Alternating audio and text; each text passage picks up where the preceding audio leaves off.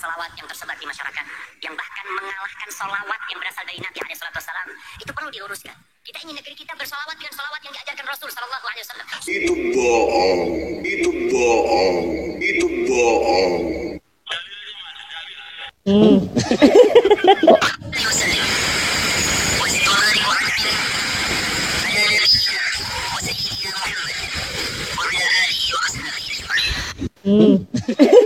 Kok pintermu keblinger toh?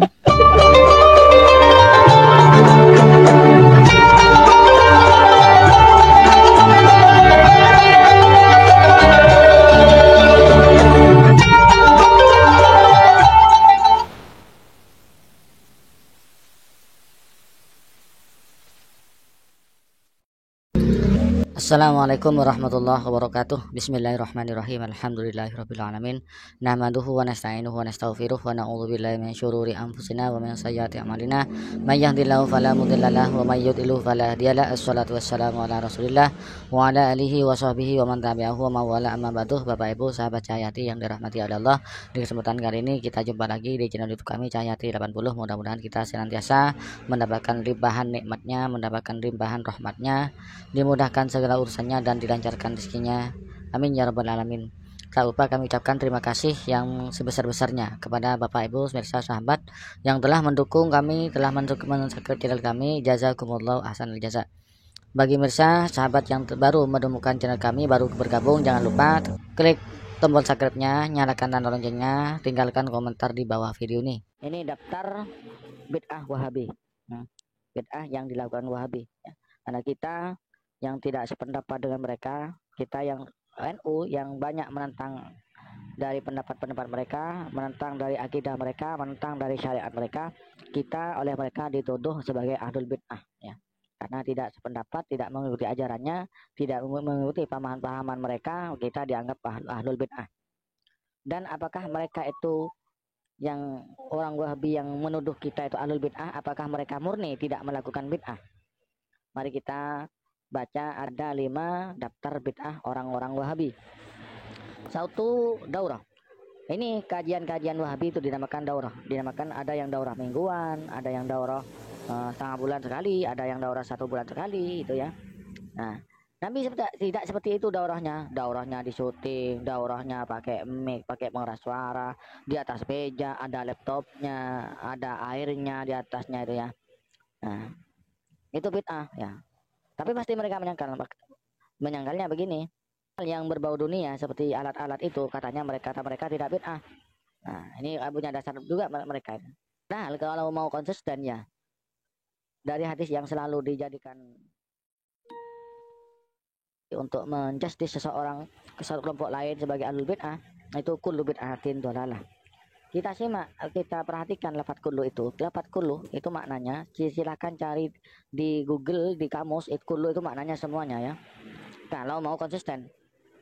Dari kata-kata kullu semuanya, berarti tidak ada perbedaan, tidak ada pengecualian antara bid'ah yang berupa ibadah, akidah, bid'ah yang berupa penggunaan barang-barang yang tidak, barang-barang aksesoris yang tidak ada di zaman Nabi, itu juga bid'ah karena mengacu pada lafaz kullu.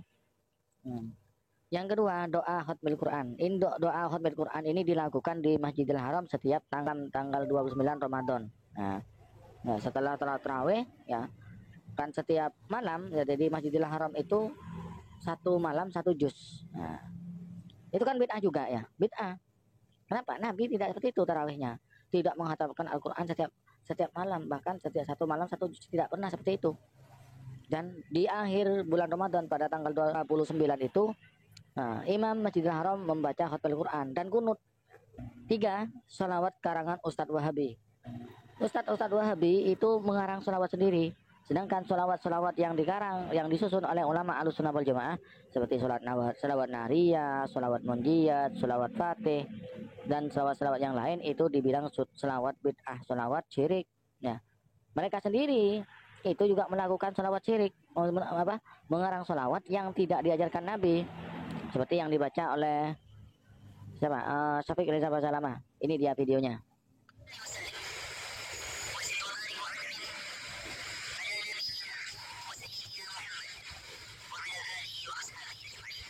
ternyata ketika Syafi'i Salam ini berselawat malah melakukan bid'ah, artinya membaca selawat yang tidak diajarkan oleh baginda Rasulullah SAW. Itu kan tidak diajarkan oleh Rasulullah. Ya, berarti itu selawat bid'ah. Ya. Yang keempat, membawa jenazah dengan ambulan. Nah, teman Nabi meninggal itu tidak dibawa dengan ambulan, tapi jenazahnya dibawa dengan ambulan. Nah, mungkin ini juga akan dibantah oleh mereka. Ya. Ambulan kan dunia. Ya. Seperti bantahan saya yang pertama, kalau mau konsisten maka tidak ada pengecualian. Kullu, dapat kullu itu semuanya. Maka dalam hadisnya Nabi itu ya, kullu bid'atin dhalalah wa kullu dhalalatin finnar. Nah, itu tidak ada illa, tidak ada kata-kata illa, tidak ada. Seandainya ada kata-kata la illa bid'atun dunyawiyatun atau illa bid'atan dunyawiyatan baru. Itu dalam hadis tersebut tidak ada pengecualian. Yang kelima, tri tauhid. Dan tri tauhid ini pernah saya tentang orang-orang Wahabi, tapi mereka tidak ada yang jawab, tidak ada yang bisa menjawab, tidak ada yang bisa mendatangkan dalil tri tauhid ini. Nah, tauhid uluhiyah, rububiyah, asma wa sifat itu tidak ada. Nabi tidak pernah membagi tauhid seperti itu. Tidak ada.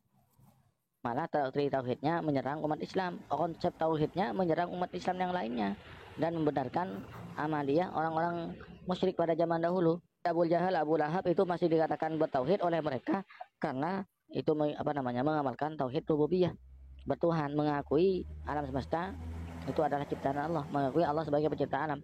Itu kalau hanya mengakui, gitu, tidak ada efeknya. Implementasinya mereka itu mensekutukan Allah. Jadi tidak bisa dua-duanya. Kalau bertauhid ya bertauhid, syirik ya syirik, tidak bisa dua-duanya. Tauhid tapi syirik, syirik tapi bertauhid, tidak bisa. Kalau tauhid ya bertauhid ya syirik ya syirik, tidak bisa dua-duanya. Dan orang yang bertawassul dibilang syirik, menyembah kuburan, menyembah nabi dan lain sebagainya. Ya. Nah, ternyata banyak di video-video mereka itu, kalau kelompoknya sendiri yang melakukan itu tidak bid'ah. Ya. Banyak dibuktikan oleh ustadz aswaja, oleh youtuber aswaja, itu dibongkar kedustaannya.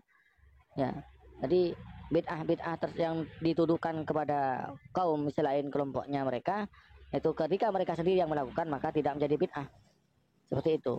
Itu Wahabi al-Kucluki. Bapak Ibu peserta TV yang dirahmati Allah, demikianlah sedikit penjelasan dari kami tentang daftar bid'ah yang dilakukan oleh orang-orang Wahabi. Pemirsa, Bapak Ibu, sahabat Cahyati yang dirahmati Allah, demikianlah konten yang kami persembahkan kepada Bapak Ibu pemirsa sekalian.